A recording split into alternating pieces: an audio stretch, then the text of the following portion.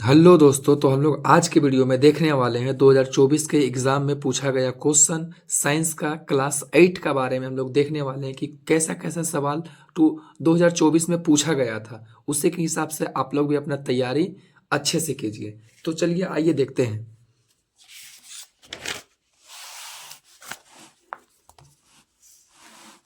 देखिए, यह पहला क्वेश्चन पूछा है, निम्नलिखित में सबसे छोटी कोशिका, सबसे छोटी, हम एक कोशिकाला जीव का नाम भी बताएं आप लोग को। अब सबसे छोटी कोशिका पूछा है तो अमीबा होगा कि अस्थि कोशिका की, माइक्रोप्लाज्मा की, एक और दो दोनों। तो इसका आंसर हो जाएगा माइक्रोप्लाज्मा। माइक्रोप्लाज्मा जो रहता है वो सबसे छोटी कोशिका रहता है, सबसे छोटी। तो याद रखिएगा अच्छे से, हो सकता है दोबारा क्वेश्चन को रिपीट कर दे। आइए देखते हैं अब दूसरा नंबर सवाल। दूसरा पूछता है, डेंगू परजीवी का वाहक है। डेंगू जो हम लोग का रोग होता है उसका वाहक कौन है, कौन उसको लाता है उस बीमारी को। तो पहला है घरेलू मक्खी, दूसरा मादा एडीज मच्छर, तीसरा मादा एनोफिलीज मच्छर, चौथा इनमें से कोई नहीं। तो डेंगू को लाने वाला है मादा एडीज मच्छर। डेंगू को कौन लाता है? मादा एडीज मच्छर। और मादा एनोफिलीज मच्छर क्या लाता है, इसको भी याद कर लीजिएगा, ये मलेरिया को लाता है। क्या? मलेरिया। मलेरिया और डेंगू दोनों में से एक पूछ देगा, याद रखिएगा, डेंगू का मादा एडीज और मलेरिया का मादा एनोफिलीज मच्छर। अब आगे देखते हैं हम लोग इसका थर्ड नंबर क्वेश्चन। इसका थर्ड नंबर में देखते हैं, कौन सा अधातु कमरे के ताप पे द्रव अवस्था में रहता है। तो अधातु का नाम पूछ रहा है तो ब्रोमीन हो जाएगा। और यही धातु बोलता तो क्या हो जाता? पारा। धातु पारा होता है जो द्रव अवस्था में रहता है कमरा के ताप में, और अधातु बोला है इसलिए अधातु में ब्रोमीन हो जाता है। आइए अब नेक्स्ट सवाल देखते हैं हम लोग। नेक्स्ट सवाल पूछा है, विद्युत सेल में कितने टर्मिनल होते हैं। अब विद्युत सेल में दो ही ना टर्मिनल होता है, एक प्लस वाला एक माइनस वाला। तो इसका आंसर हो जाएगा दो। देखिए कितना आसान सा सवाल पूछता है 8 क्लास का बोर्ड में। आगे देखते हैं, नेक्स्ट क्वेश्चन देखते हैं हम लोग कि आदर्श ईंधन का गुण नहीं है। आदर्श ईंधन का कौन सा गुण नहीं है? पहला सस्ता, ये तो होता है, सस्ता होना चाहिए।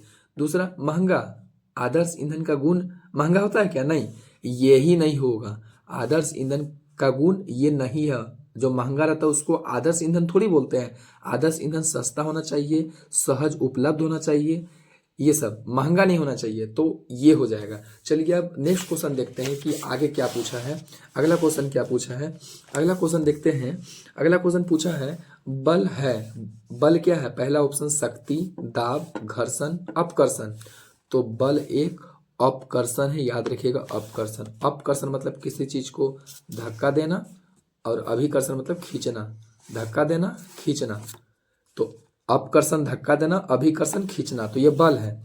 आगे पूछते हैं, नेक्स्ट क्वेश्चन देखते हैं, समाप्त होने वाला प्राकृतिक संसाधन है। जो समाप्त होने वाला है, कौन समाप्त होगा? वायु। वायु समाप्त होगा कभी ना। सूर्य का प्रकाश, ये भी समाप्त नहीं होगा। खनिज, हाँ खनिज, खनिज समाप्त हो सकता है। सोना चांदी ये सब हम लोग का समाप्त हो सकता है। कोयला पेट्रोलियम ये सब समाप्त हो सकता है। आइए अब चलते हैं नेक्स्ट क्वेश्चन देखते हैं। नेक्स्ट क्वेश्चन क्या पूछा है? अगला क्वेश्चन पूछा है, वैश्विक गर्मी का कारक क्या है। जो हम लोग का ग्लोबल वार्मिंग हो रहा है, अर्थ जो गर्म हो रहा है पृथ्वी, वो किसके कारण हो रहा है? एक ही याद रखिएगा, कार्बन डाइऑक्साइड।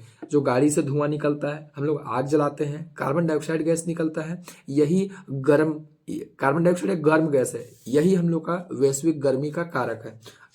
अगला क्वेश्चन देखते हैं, नेक्स्ट क्वेश्चन क्या पूछा है। नेक्स्ट क्वेश्चन पूछा है, दूषित पानी पीने से कौन सा रोग होता है। टाइफाइड होता है, खांसी होता है, चेचक होता है, इनमें सभी कौन सा बीमारी होता है? अगर दूषित पानी पिएंगे, अगर गंदा पानी पिएंगे, तो देखिएगा आप लोग, बरसात में जब गंदा पानी होता है, बरसात में पानी बहता है इधर उधर से, गंदा हो जाता है पीने वाला पानी, तो आदमी को अधिकतर टाइफाइड रोग हो जाता है। तो गंदा पानी पीने से टाइफाइड रोग होता है। अगला क्वेश्चन देखते हैं। अगला क्वेश्चन पूछा है, पृथ्वी के अचानक कंपन को क्या बोलते हैं? पृथ्वी अचानक से जो कांपने लगेगा उसको क्या कहते हैं? अरे उसी को तो भूकंप बोलते हैं। पृथ्वी अचानक से कांपेगा तो क्या बोलते हैं? भूकंप आ गए, भूकंप आ गए, सब भागने लगता है इधर उधर। चलिए अगला क्वेश्चन देखते हैं क्या पूछा है। अगला क्वेश्चन पूछा है, द्वितीय प्रदूषक है। हम पिछले वीडियो में भी लाए थे कि प्राथमिक प्रदूषक कार्बन डाइऑक्साइड को बोलते हैं, और द्वितीय प्रदूषक बोलेगा तो सल्फर डाइऑक्साइड को बोलते हैं। तो इसमें द्वितीय प्रदूषक सल्फर डाइऑक्साइड हो जाएगा।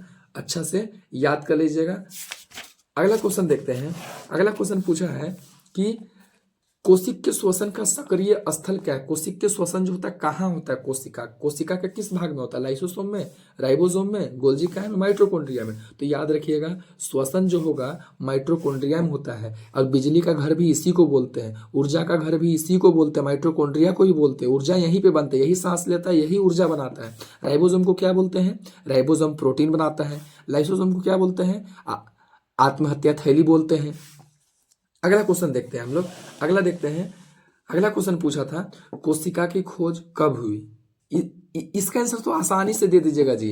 कोशिका की खोज 1665 ईस्वी में हुआ था। और कौन किया था? रॉबर्ट हुक ने किया था। ये भी मालूम होगा अच्छे से। अगला क्वेश्चन देखते हैं।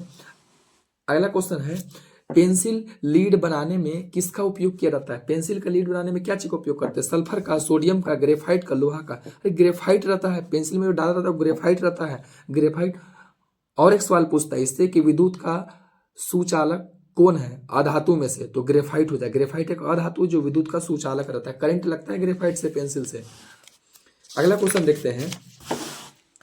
अगला क्वेश्चन पूछा है कौन कौन जीवाश्म ईंधन नहीं है? जीवाश्म बोलते हैं जो जीव के मरने से बनता है, जीव जो मर जाता है, सड़ गल जाता है, उससे बनता है, उसको बोलते हैं जीवाश्म ईंधन।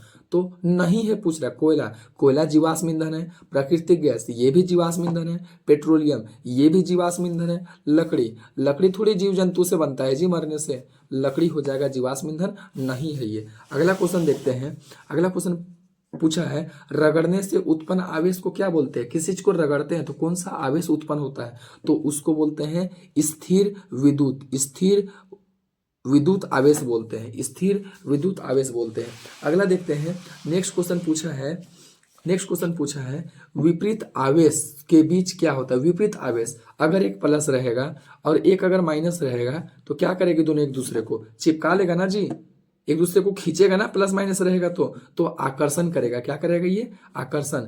और अगर एक ही प्रकार का आवेश रहेगा, समान आवेश रहेगा, तो क्या करेगा? प्रतिकर्षण करेगा, दूर भेजेगा एक दूसरे को। अगला क्वेश्चन देखते हैं हम लोग। नेक्स्ट क्वेश्चन पूछा है कि हार्मोन क्या है? हार्मोन भौतिक पदार्थ है कि रासायनिक पदार्थ है? भौतिक पदार्थ है या रासायनिक पदार्थ है कि 1 और 2 दोनों की? इनमें से कोई नहीं। तो हार्मोन कैसा पदार्थ है? हार्मोन एक रासायनिक पदार्थ है जो हम लोग को शरीर का अंदर में बनता है हार्मोन। तो हार्मोन एक रासायनिक पदार्थ है। अगला क्वेश्चन देखते हैं हम लोग कि अगला क्वेश्चन पूछा है निम्न में से कौन जीवाणु जनित रोग है? जीवाणु से कौन होने वाला है? चेचक, चेचक वायरस से होता है। रेबीज, रेबीज का भी कीटाणु होता है। क्षय रोग, क्षय रोग किससे होता है? क्षय रोग ही जीवाणु जनित रोग है। क्षय रोग जीवाणु जनित रोग है। अब अगला क्वेश्चन देखते हैं। अगला पूछा है कौन सी गैस अत्यंत विषैली? कौन गैस बहुत ज्यादा विषैली? कार्बन डाइऑक्साइड कि नाइट्रोजन, कार्बन मोनोऑक्साइड कि मीथेन गैस? तो याद रखिएगा कार्बन मोनोऑक्साइड गैस बहुत ही जहरीला है। इसका सूत्र होता है CO। CO गैस बहुत ही खतरनाक है। ये इससे सांस लेने से आदमी का दम घुटने से मर जाता है, खून का थक्का जमा देता है ये हम लोग का कार्बन मोनोऑक्साइड गैस। चलिए अगला क्वेश्चन देखते हैं। अगला क्वेश्चन पूछा है प्रोटीन का संश्लेषण कहाँ होता है? अभी तुरंत हम बताएं पीछे वाला में, लाइसोसोम में, राइबोसोम में, माइटोकॉन्ड्रिया में, गोल्जी काया में। कहाँ होता है? तो राइबोसोम में होता है। प्रोटीन का संश्लेषण राइबोसोम में। लाइसोसोम को अभी तुरंत बताएं आत्महत्या थैली बोलते हैं। माइटोकॉन्ड्रिया को बिजली का घर बोलते हैं। गोल्जी का लाइसोसोम को बनाता है, तैयार करता है वो। अगला क्वेश्चन देखते हैं 72 नंबर। अगला क्वेश्चन एड्स किसी संक्रामक व्यक्ति से दूसरे संपर्क में किस प्रकार फैल सकता है? कैसे फैलता है ये बीमारी? एक साथ भोजन करने से नहीं फैलता है ये। रुधिराधान से मतलब खून दान करने से, एक दूसरे से गले लगने से, इनमें से कोई नहीं। तो याद रखिएगा एड्स जो रहता है 2 ही तरीका से फैलेगा, चाहे तो किसी में खून चढ़ाएंगे उससे, चाहे तो लैंगिक संपर्क करेंगे तब। तो इसका आंसर हो जाएगा यहाँ पे रुधिराधान। अगर किसी में खून का ट्रांसफर होगा, खून चढ़ाएंगे तो उससे हो जाता है एड्स बीमारी। चलिए अब आगे देखते हैं नेक्स्ट क्वेश्चन क्या पूछता है। नेक्स्ट क्वेश्चन पूछा है यहाँ पर ही कि विद्युत धारा उत्पन्न करता है, क्या उष्मीय प्रभाव उत्पन्न करता है कि चुंबकीय प्रभाव उत्पन्न करता है कि रासायनिक प्रभाव उत्पन्न करता है कि उष्मीय, रासायनिक और चुंबकीय प्रभाव तीनों उत्पन्न करता है? तो याद रखिए विद्युत धारा जब प्रवाहित होता है तो उष्मा भी निकलता है। अब उष्मा कैसे निकलता है? हीटर गर्म होता है कि नहीं जी? इंडक्शन गर्म होता है कि नहीं? बिजली पास करने से। हाँ, तो उसमें प्रभाव रासायनिक प्रभाव भी होता है। चुंबकीय प्रभाव भी चुंबक की भांति काम करता है। हम लोग का डोरबेल लगल रहता है, घंटी दरवाजा पे, वो चुंबकीय प्रभाव के बेसिस पे रहता है। तो याद रखिएगा विद्युत धारा तीनों प्रभाव उत्पन्न करता है, याद रखिएगा। अगला क्वेश्चन देखते हैं। अगला क्वेश्चन पूछा है दाब का मात्रक है, दाब का मात्रक है, दाब का मात्रक क्या? पास्कल, न्यूटन प्रति वर्ग मीटर, ये एक और दो दोनों, कि इनमें से कोई नहीं। दाब का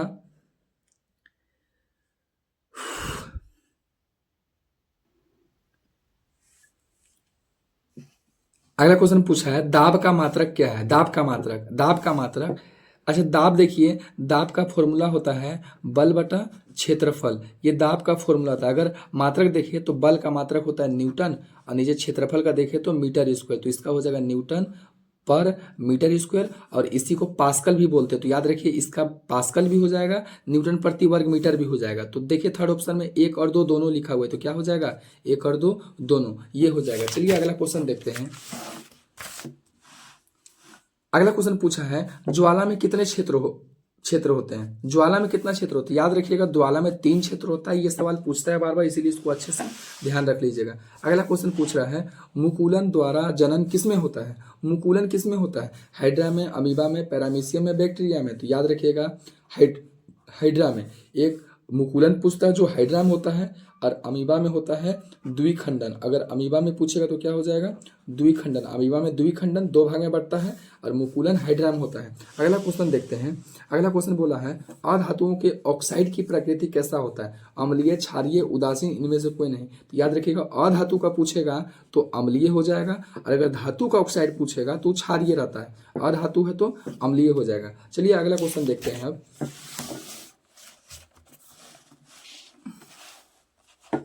अगला क्वेश्चन देखते हैं। आग उत्पन्न करने के लिए आवश्यक है, आग उत्पन्न करने के लिए हम लोग को क्या चाहिए? ईंधन चाहिए, वायु चाहिए, उष्मा चाहिए, इनमें सभी क्या चाहिए? ईंधन चाहिए, ईंधन जलने वाला चीज ये चाहिए, वायु चाहिए, बिना वायु का थोड़ी जलेगा जी, उष्मा भी चाहिए, इनमें से मतलब इनमें से सारा कुछ चाहिए हम लोग को, तब आग उत्पन्न होगा। अगला क्वेश्चन देखते हैं। मलेरिया रोग का कारण है, अभी तुरंत बताएं। मलेरिया मलेरिया रोग का कारण पूछा है इसका में, तो प्रोटोजोआ है, विषाणु है, जीवाणु, इनमें से कोई नहीं। विषाणु वायरस से नहीं होगा, जीवाणु से नहीं होगा। मलेरिया प्रोटोजोआ के कारण होता है। मलेरिया प्रोटोजोआ, याद रखिएगा ये सवाल ही पूछता है मलेरिया क्या चीज का है? प्रोटोजोआ का। अगला क्वेश्चन देखते हैं। अगला क्वेश्चन देखते हैं निम्नलिखित में कौन विद्युत का कुचालक है? विद्युत का कुचालक कौन है? कौन विद्युत का कुचालक है? तांबा, लोहा, एल्यूमिनियम की रबड़? ये सब तीनों तो धातु है जी, तीनों से तो विद्युत पार होगा, ये सुचालक है। रबड़, रबड़ से विद्युत पार नहीं होता, ये कुचालक है, कुचालक है। अगला क्वेश्चन देखते हैं। नेक्स्ट क्वेश्चन पूछा है निम्न में कौन सी गैस दहन में उपयोगी होता है? कौन सा गैस जलने में हम लोग को सहायता करता है? Hydrogen gas, oxygen, nitrogen, carbon dioxide. जलने में हम लोग को मदद करता है, ऑक्सीजन गैस हेल्प करता है। अगला क्वेश्चन देखते हैं कि बैलगाड़ी द्वारा खींचना किस बल का उदाहरण है? बल, पेशीय बल, भार, इनमें से कोई नहीं है। बैल द्वारा गाड़ी खींचना, बल जो गाड़ी खींच रहा है अपना ताकत लगा के, अपना मांसपेशी का उपयोग कर रहा हो, तो इसका आंसर हो जाएगा पेशीय बल। ये इसका आंसर हो जाएगा पेशीय बल। अगला क्वेश्चन देखते हैं कि एक अधातु जो कठोर होता है वो है, अगर कठोर पदार्थ का नाम पूछेगा तो याद रखिएगा हीरा सबसे कठोरतम पदार्थ है। हीरा सबसे कठोरतम पदार्थ है जो एक अधातु है। चलिए अब अगला क्वेश्चन देखते हैं। अगला क्वेश्चन पूछा है निम्न में कौन संश्लेषित रेशा, संश्लेषित मतलब जिसको आदमी बनाया है, जो फैक्ट्री में बना है, जो उसका बारे पूछ रहा है, तो कौन संश्लेषित? सूती नहीं, रेशम, रेशम भी नहीं, रेशम का कीड़ा से मिलता है। ऊन, ऊन भी नहीं है, भेड़ से मिलता है। रियोन, हाँ, नाइलोन, रियोन, पोलिएस्टर, ये सब संश्लेषित रेशा का नाम है, याद रखिएगा। अगला क्वेश्चन देखते हैं। अगला क्वेश्चन पूछा है कि किस प्रदूषक से ओजोन परत का क्षय हो रहा है? कौन ओजोन परत का क्षय कर रहा है? तो याद रखिएगा सीएफसी क्षय कर रहा है। क्या? CFC, chlorofluorocarbon. पूछेगा सीएफसी निकलता कहाँ से है? तो हम लोग का जितना एयर कंडीशनर है, फ्रिज है, एसी है, वो सारा चीज से सीएफसी गैस निकलता है जो ओजोन परत का क्षय कर रहा है। अगला क्वेश्चन देखते हैं। अगला क्वेश्चन पूछा है एक युग्मनज में पाए जाने वाले केंद्रक को किसने? कितना केंद्रक रहता है? तो केंद्रक तो एक ही ना रहेगा भाई, ज्यादा केंद्रक नहीं रहेगा, एक ही केंद्रक रहता है। अब आगे देखते हैं। नेक्स्ट क्वेश्चन क्या पूछा है? नेक्स्ट क्वेश्चन पूछा है चीनी को एल्कोहल में बदलने की प्रक्रिया को क्या बोलते हैं? तो चीनी जब एल्कोहल में बदलता है उसको किण्वन बोलते हैं। कौन सा प्रक्रिया? किण्वन। इसका खोज लुई पास्चर ने किया था, याद रखिए, खोज पूछता है, किण्वन की खोज लुई पास्चर ने किया था। अगला क्वेश्चन देखते हैं, अगला क्वेश्चन देखते हैं, वृद्धि हार्मोन का स्राव करने वाली ग्रंथि का नाम। वृद्धि हार्मोन कौन स्राव करता है? तो याद रखिएगा, पीयूष ग्रंथि। कौन सा ग्रंथि करेगा? पीयूष ग्रंथि। पीयूष ग्रंथि ही वृद्धि हार्मोन को स्रावित करता है। अगर किसी का पीयूष ग्रंथि ठीक से काम नहीं किया तो वृद्धि हार्मोन नहीं निकलेगा और उससे व्यक्ति बौना हो जाएगा, छोटापन हो जाएगा। आगे देखते हैं, अगला क्वेश्चन क्या पूछता है कि एक धातु का दूसरी धातु पर परत चढ़ाने को क्या बोलते हैं? एक धातु के ऊपर में दूसरा धातु चढ़ा देते हैं, उसको क्या बोलते हैं? उसको विद्युत लेपन बोलते हैं। लोहा का पुल का ऊपर में टीन का परत चढ़ाया जाता है, साइकिल के हैंडल में क्रोमियम का परत चढ़ाया जाता है। चलिए अगला क्वेश्चन देखते हैं।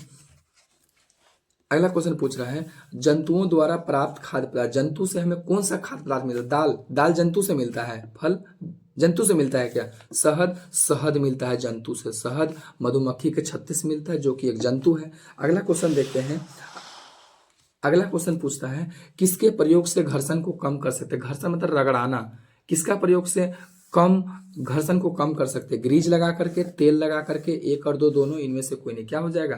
ग्रीज लगाने से भी घर्षण कम होता है, तेल लगाने से भी कम होता है, और तो इसीलिए 1 और 2 दोनों हो जाएगा। अगला क्वेश्चन देखते हैं कि एक टेडपोल जिस प्रकार वयस्क होता है वो है क्या? निषेचन, कायांतरण, रोपण की मुकुलन। तो टेडपोल, याद रखिएगा, टेडपोल में क्या होता है? कायांतरण। कायांतरण उसको बोलते हैं जब छोटा से उसका बड़ा होने का जो अवधि रहता है उसमें उसका बॉडी बार बार चेंज होते रहता है शरीर। अगर टेडपोल को छोटा में देखिएगा मेंढक का बच्चा को तो मछली जैसा दिखता है, बड़ा बड़ा के वो मेंढक बन जाता है, तो उसको कायांतरण बोलते हैं। कायांतरण 2 चीज में होता है, एक मेंढक में और एक रेशम का कीट में होता है। रेशम का कीट बच्चा में तितली जैसा दिखता है, तो रेशम का कीट और टेडपोल में क्या होता है? कायांतरण होता है। चलिए इसका अगला क्वेश्चन देखते हैं। नेक्स्ट क्वेश्चन पूछा है, मानव कान का श्रव्यता प्रास कितना है? मानव का जो कान है कितना तक की ध्वनि को सुन सकता है? तो याद रखिएगा, ध्वनि कितना तक को सुन सकता है मानव कान?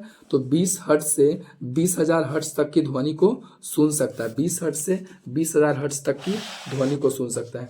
अगला क्वेश्चन देखते हैं कि क्लोरोप्लास्ट किसमें पाया जाता है? क्लोरोप्लास्ट जड़ में रहता है, वायवीय तना में रहता है, हरी पत्तियों में रहता है, भूमिगत तना में रहता है। तो क्लोरोप्लास्ट हरी पत्ती में रहेगा, उसी कारण तो पत्ती का रंग हरा रहता है, तो क्लोरोप्लास्ट हरी पत्तियों में रहता है। चलिए अगला क्वेश्चन देखते हैं। अगला क्वेश्चन पूछा है, आवर्तकाल का ईसाई मात्रक है। आवर्तकाल का मात्रक क्या होता है? मीटर होता है, सेकेंड होता है, हर्ट्ज होता है, कि इनमें से कोई नहीं? आवर्तकाल यहाँ पे आवर्तकाल मतलब समय होता है, समय का मात्रक पूछे ना, समय का मात्रक क्या हो जाएगा? सेकेंड हो जाता है। अगला क्वेश्चन देखते हैं इसका कि 1 किलोग्राम भार किसके बराबर होता है? 1 किलोग्राम भार जो होता है, याद रखिएगा, 9.8 न्यूटन के बराबर होता है। अब 9.8 यहाँ ऑप्शन में ढूंढिए, नहीं है 9.8। 9.8 का मतलब लगभग में 10 है ना, लगभग 10 यहाँ लिखा हुआ है, देखिए लगभग 10, तो आंसर हमारा यही हो जाएगा, लगभग 10। अगला देखते हैं नेक्स्ट क्वेश्चन पूछा है कि आपतन कोण परावर्तन कोण के बराबर होता है। सदैव होगा कि कभी कभी होता है, कि विशेष दशमलव की कभी नहीं होगा? तो ये प्रकाश का परावर्तन का नियम है। परावर्तन का नियम होता है आपतन कोण सदैव परावर्तन कोण के बराबर होता है, ये हमेशा बराबर होता है। अगला क्वेश्चन देखते हैं, चलिए, कि पूछ रहा है श्वेत प्रकाश में कितने रंग होते हैं? श्वेत प्रकाश में कितना रंग होता है? 5, 9, 10, 7, कितना होता है? श्वेत प्रकाश 7 रंगों का मिश्रण है। 7 रंगों का मिश्रण है। बैजानी, हपी, नाला, यही 7 रंग है, याद रखिएगा। अगला क्वेश्चन देखते हैं कि निम्न में किसमें बाह्य निषेचन होता है? बाह्य निषेचन किसमें होता है? कुत्ता में, बिल्ली में, मेंढक में, मनुष्य में। कुत्ता में आंतरिक निषेचन होता है, बिल्ली में भी आंतरिक होता है, मनुष्य में भी आंतरिक। बाह्य निषेचन मेंढक होता है। मादा मेंढक बाहर में आके अंडा देती है और नर मेंढक बाहर में आके अपना शुक्राणु छोड़ देता है, उन्हीं से मेंढक का शिशु का विकास होता है। मेंढक और मछली में बाह्य निषेचन होता है, मेंढक और मछली में। अगला क्वेश्चन देखते हैं, जो कि लास्ट है हम लोग का, कि जंतु कोशिका में क्या अनुपस्थित रहता है? जंतु कोशिका में क्या नहीं रहता? तो याद रखिए, जंतु कोशिका में कोशिका भित्ति नहीं रहता है, कोशिका झिल्ली रहता है। जंतु कोशिका में केंद्रक भी रहेगा, जीव द्रव्य भी रहता है। कोशिका भित्ति दीवाल किसमें रहेगा? पौधा कोशिका में रहेगा, पौधा में। जंतु कोशिका में कोशिका भित्ति नहीं होता है। तो ये हम लोग का खत्म हो गया 2024 का। 2024 में जितना भी सवाल पूछा गया था ये हम लोग कर चुके हैं। अब नेक्स्ट वीडियो में आएंगे इंग्लिश सब्जेक्ट को लेके। चलिए बाय बाय, टाटा, अगले वीडियो में मिलते हैं।